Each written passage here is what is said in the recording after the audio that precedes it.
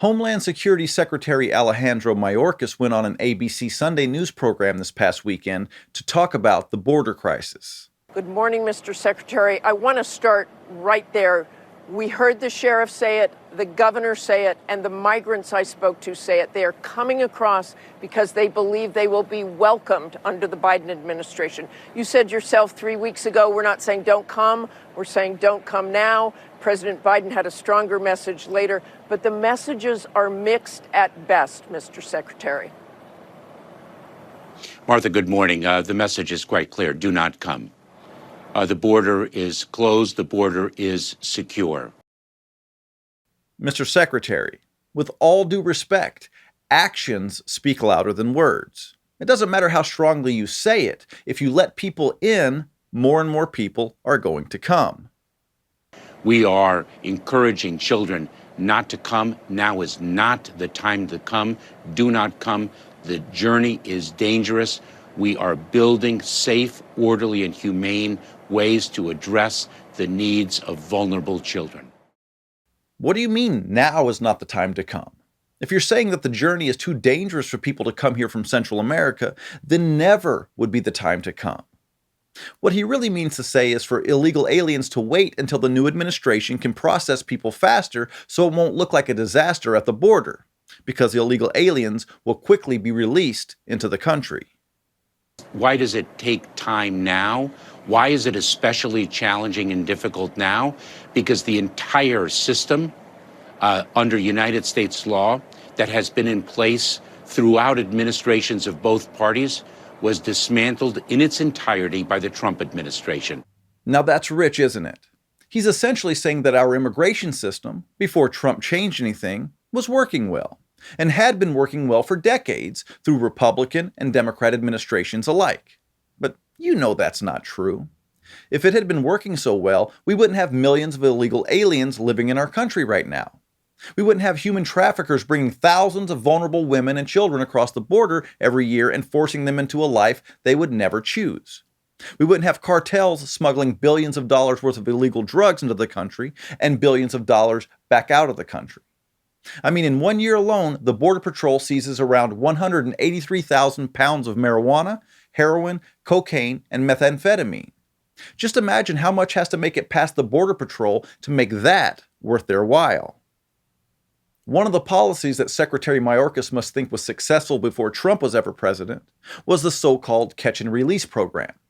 The Biden administration reinstated it immediately after Joe took office, but this time with a twist.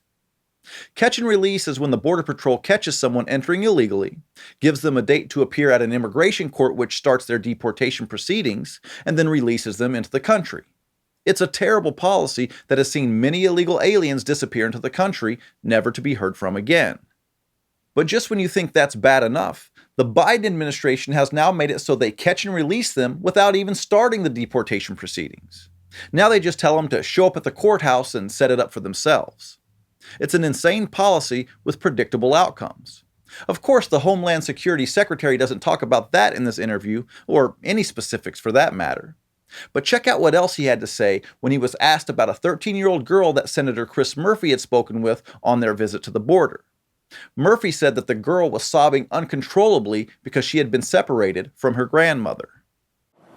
Martha, it takes time. We all know what happened to that 13-year-old girl in the prior administration. She was turned away and turned into the desert of Mexico or sent back to the very country from which she fled. Can you believe that? Secretary Mayorkas actually said that the Trump administration was turning 13-year-old girls away at the border and sending them off to wander alone in the desert to fend for themselves. If that were true, then what was all the talk about family separation and kids in cages? I guess they have to make up something even more horrible when they're asked about a kid they've separated from their family and put in a cage. Look, we knew this administration was going to blame every problem they have on Trump. But here's the thing. The border situation was a lot better at the end of Trump's term than it was at the beginning. He worked out deals with Mexico to stem the tide of people coming through their country. And he also got them to allow asylum seekers to stay in their country as they wait for their cases to be heard. And there's another difference I want to point out. Democrats were so upset about families being separated while Trump was president, but not only are they still having to separate them, their policies have created a situation where many families separate on their own. That's why we have such an influx of unaccompanied minors at the border. Think about it. If you traveled for 3 months with your kids to the border and then were told that if your kids try to enter the country alone, they'll be allowed to come in, then you would let them do the last part of the journey by themselves. Or worse, you would send them on the entire journey by themselves. And let's not kid ourselves. Once those kids are living here, do you really think that Democrats are not going to advocate for family reunification when the surge of parents hit the border? Of course they will. Democrats can't point their finger at Trump on this one. I mean, they will, but even Martha Raddatz from ABC News wasn't buying it. This crisis is a direct result of Joe Biden's words and actions. And it doesn't matter how strongly they try to announce to the world not to come here illegally.